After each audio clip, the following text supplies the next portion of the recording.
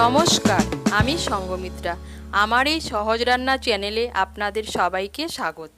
আজ আমি রান্না করছি পালং পোস্ত। আপনাদের যদি এই রান্নাটা ভালো লাগে তাহলে লাইক এবং শেয়ার করবেন, আর আমার এই সহজ রান্না চ্যানেলটাকে সাবস্ক্রাইব করবেন। পালং পোস্ত বানানোর জন্য লাগবে মেথি, হলুদ গুঁড়ো, নুন, চিনি, পোস্ত বাটা। পোস্ত বাটার সঙ্গে আমি পোস্ত আর কাঁচা লঙ্কা একসঙ্গে বেটে নিয়েছি, কাঁচা লঙ্কা, আলু, আর লাগবে পালং শাক। রান্নাটা আমি সরষের তেলে করব, তাই প্রথমে কড়াইতে আমি সরষের তেল দিচ্ছি। আমি 1 বড় চামচ সরষের তেল দিচ্ছি।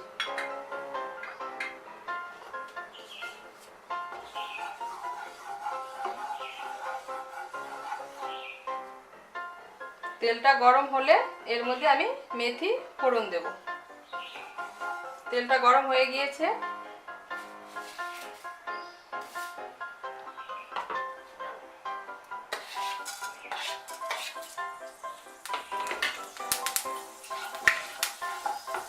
মেথিগুলো নাড়াচাড়া করে এর মধ্যে আমি কেটে রাখা আলুগুলো দিয়ে দেব।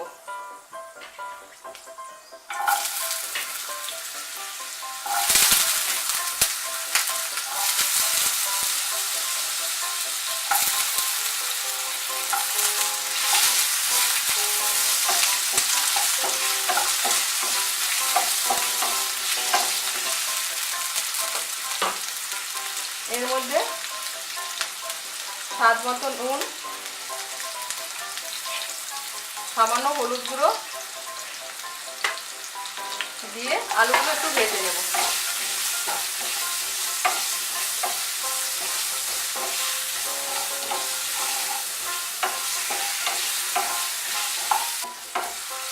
আলুগুলো ভাজা হয়ে গিয়েছে, এর মধ্যে আমি কেটে রাখা পালং শাকটা দিয়ে দেব।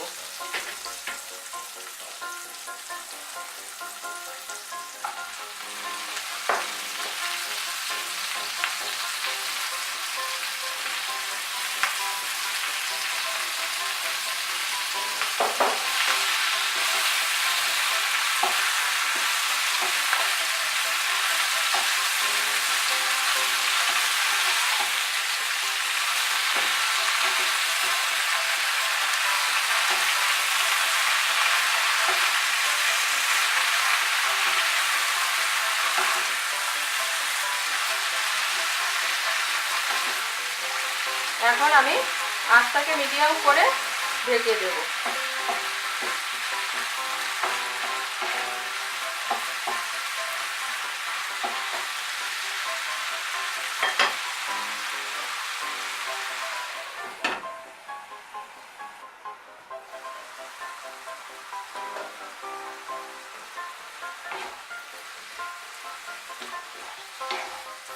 শাকটা মজে গিয়েছে, আলুগুলো সেদ্ধ হয়ে গিয়েছে। এখন আমি আঁচটা বাড়িয়ে দেব। এর মধ্যে এখন আমি পোস্ত বাটাটা দিয়ে দেব।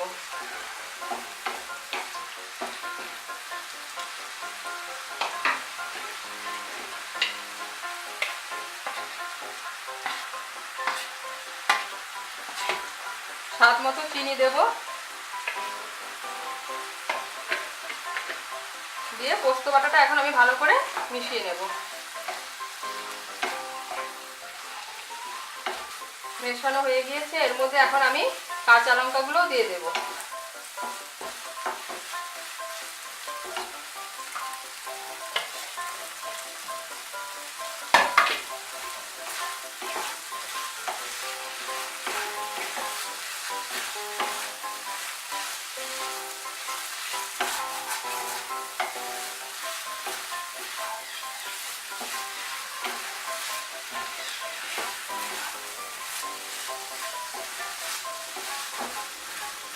এখন এর মধ্যে আমি উপর থেকে একটু কাঁচা সরষের তেল দিয়ে দেব।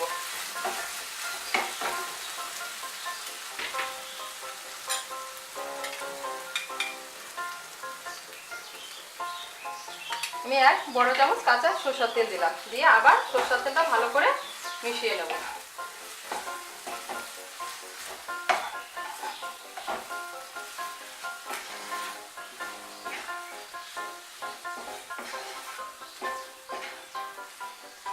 দিয়ে এখন আমি আবার একটু ঢেকে দেবো 2-3 মিনিটের জন্য।